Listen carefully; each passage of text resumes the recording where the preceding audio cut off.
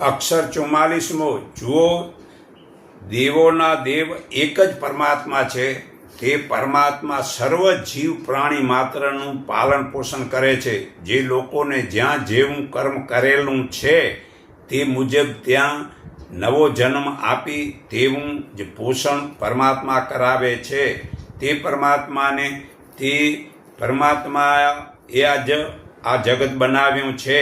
પરંતુ કોઈ પણ મંદિરમાં જઈને ફૂલ ફળ જળ દીવો કે અગરબત્તી સળગાવી ઘંટ વગાડીને માથું નમાવવું તે ઈશ્વર ભક્તિ નથી. આ તો માત્ર એક પાખંડ છે. જીવનનો સદુપયોગ તો ઈમાનદારીના કર્મ કરવાથી થાય છે.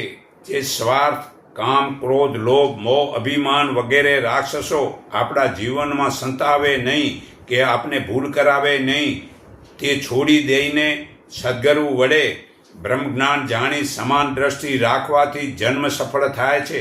બાકી હાલમાં બનાવટીને નકલી ભગવાન બનીને સર્વે લોકોને તેમની માયાની જાળમાં ફસાવે છે. પોતે શિષ્ય પાસેથી ધન પડાવે છે અને પોતાની સેવા કરાવે છે.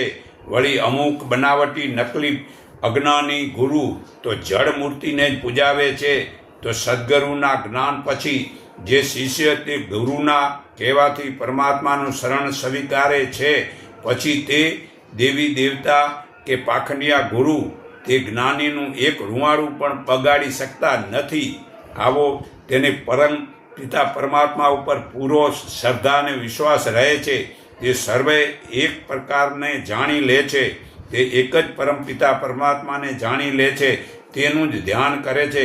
પછી તે સારા ખરાબ પોતાના ફરજના કર્મોને ફળ પરમાત્માને અર્પણ કરે છે. તેનો જન્મ મરણ જીતે છે અને તે જ જીવતા જ મોક્ષ પામે છે.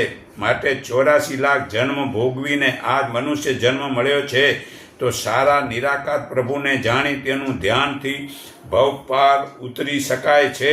તો પરમાત્માના શરણે જવાથી સર્વે કર્મો સિદ્ધ થાય છે અને મોક્ષ મળે છે.